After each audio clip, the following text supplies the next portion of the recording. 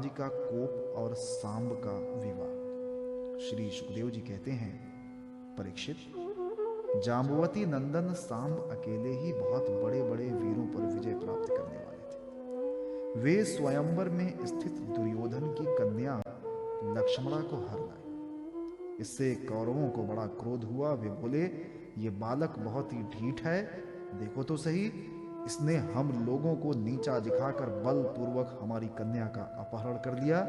वो तो इसे चाहती भी न थी। अतः इस ढीठ को पकड़कर बांधो। यदि यदुवंशी लोग रुष्ट भी होंगे तो वे हमारा क्या बिगाड़ देंगे? वे लोग हमारी ही कृपा से, हमारी ही दी हुई धन धान्य से परिपूर्ण पृथ्वी का उपभोग कर रहे हैं। यदि वे लोग अपने इस लड़के के बंदी होने का समाचार सुनकर यहाँ आएंगे तो हम लोग उनका सारा घमंड चूर चूर कर देंगे और उन लोगों के मिजाज वैसे ही ठंडे हो जाएंगे जैसे संयमी पुरुष के द्वारा प्राणायाम आदि उपायों से वश में की हुई इंद्रियां।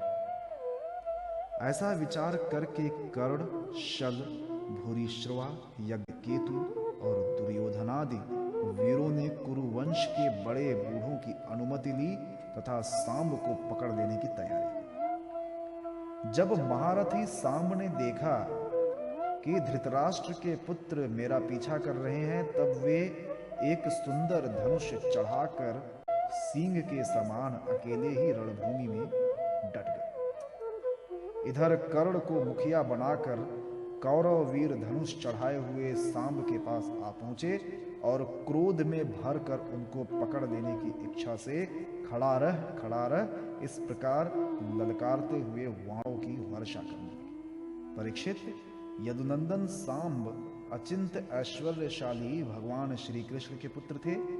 कौरवों के प्रहार से उन पर चिढ़ गए जैसे सिंह हरिणों का पराक्रम देखकर चिढ़ जाता।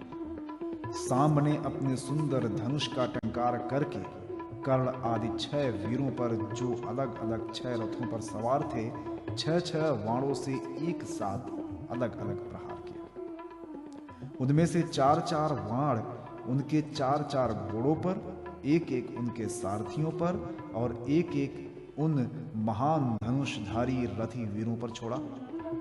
सांब के इस अद्भुत हस्त लाघव को देखकर विपक्षी वीर भी मुक्त कंठ से उनकी प्रशंसा करते थे। इसके बाद उन 6 वीरों ने एक साथ मिलकर सांब को रथहीन कर दिया। 4 वीरों ने एक वाण से उनके 4 घोड़ों को मारा, एक ने सारथी को और एक ने सांब का धनुष काट डाला। इस प्रकार कौरवों ने युद्ध में बड़ी कठिनाई और कष्ट से सांब को रथहीन करके बांध दिया।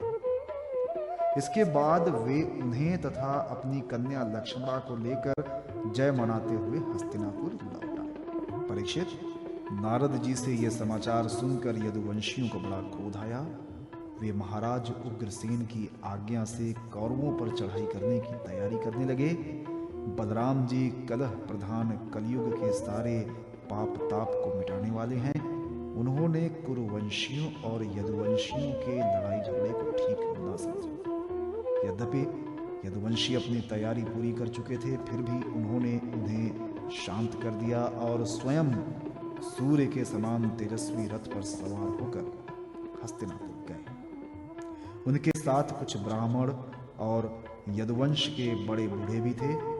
उनके बीच में बलराम जी की ऐसी शोभा हो रही थी मानो चंद्रमा ग्रहों से घिरे हुए। हस्तिनापुर पहुंचकर बलराम जी नगर के बाहर एक उपवन में ठहर गए और कौरव लोग क्या करना चाहते हैं इस बात का पता लगाने के लिए उन्होंने उद्धव जी को धृतराष्ट्र के पास भेजा। उद्धव जी ने कौरवों की सभा में जाकर धृतराष्ट्र, भीष्म पितामह, द्रोणाचार्य, वाहलिक और दुर्योधन की विधि पूर्वक अभ्यर्थना वंदना की और निवेदन किया कि बलराम जी पधारे।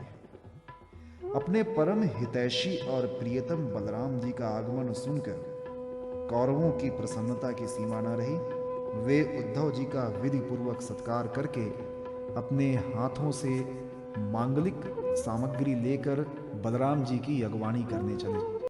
फिर अपनी अपनी अवस्था और संबंध के अनुसार सब लोग बलराम जी से मिले तथा उनके सत्कार के लिए उन्हें गौ अर्पण की एवं अर्घ्य प्रदान किया। उनमें जो लोग भगवान बलराम जी का प्रभाव जानते थे उन्होंने सिर झुकाकर उन्हें प्रणाम किया।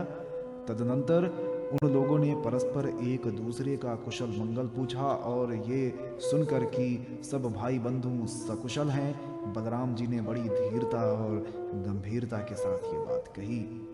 सर्वसमर्थ राजाधिराज महाराज उग्रसेन ने तुम लोगों को एक आज्ञा दी है, उसे तुम लोग एकाग्रता और सावधानी के साथ सुनो और अविलंब उसका पालन करो। उग्रसेन जी ने कहा है, हम जानते हैं कि तुम लोगों ने कईयों ने मिलकर अधर्म से अकेले धर्मात्मा सांब को हरा दिया और बंदी कर दिया।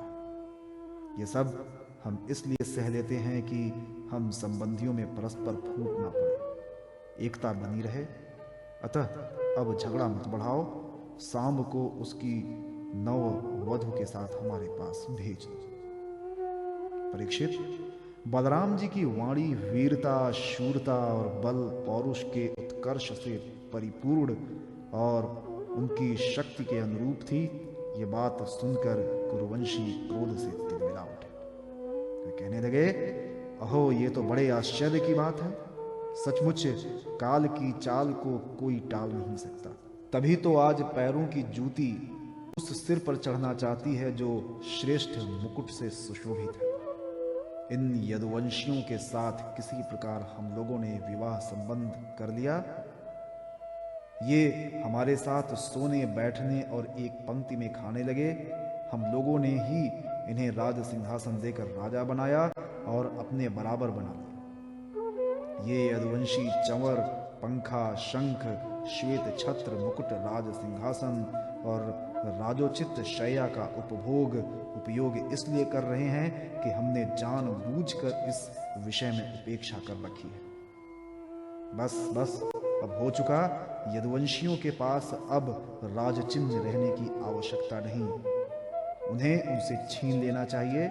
जैसे सांप को दूध पिलाने वाले के लिए ही घातक है, वैसे ही हमारे दिए हुए राज चिन्ह को लेकर ये यदुवंशी हमसे ही विपरीत हो रहे हैं। देखो तो भला, हमारे ये कृपा प्रसाद से तो इनकी बढ़ती हुई और अब ये निर्लज्ज होकर हम ही पर हुक्म चलाने लगे हैं। शोक है। जैसे सिंह का ग्रास कभी भेड़ा नहीं छीन सकता, वैसे ही यदि भीष्म, द्रोण, अर्जुन आदि कौरव वीर जानबूझकर न छोड़ दें, न दे दें, तो स्वयं देवराज इंद्र भी किसी वस्तु का उपभोग कैसे कर सकते हैं। श्री सुखदेव जी कहते हैं, परीक्षित, कुरुवंशी अपनी कुलीनता, बांधवों, परिवार वालों, भीष्मादि के बल और धन संपत्ति के घमंड में चूर हो रहे थे। उन्होंने साधारण शिष्टाचार की भी परवाह नहीं की और वे भगवान बलराम जी को इस प्रकार दुर्वचन कहकर हस्तिनापुर लौट गए। बलराम जी ने कौरवों की दुष्टता, अशिष्टता देखी और उनके दुर्वचन भी सुने। अब उनका चेहरा क्रोध से तमतमा उठा। उस समय उनकी ओर देखा तक नहीं जाता था। वे बार बार जोर जोर से हंसकर कहने लगे, सच है, जिन दुष्टों को अपनी कुलीनता, बल, पौरुष और धन का घमंड हो जाता है, वे शांति नहीं चाहते। उनको दमन करने का, रास्ते पर लाने का उपाय समझाना बुझाना नहीं, बल्कि दंड देना। ठीक वैसे ही जैसे पशुओं को ठीक करने के लिए डंडे का प्रयोग आवश्यक होता है। भला देखो तो सही, सारे यदुवंशी और श्री कृष्ण भी क्रोध से भरकर लड़ाई के लिए तैयार हो रहे थे। मैं उन्हें शैने शैने समझा बुझाकर इन लोगों को शांत करने के लिए, सुलह करने के लिए यहाँ आया, फिर भी ये मूर्ख ऐसी दुष्टता कर रहे हैं।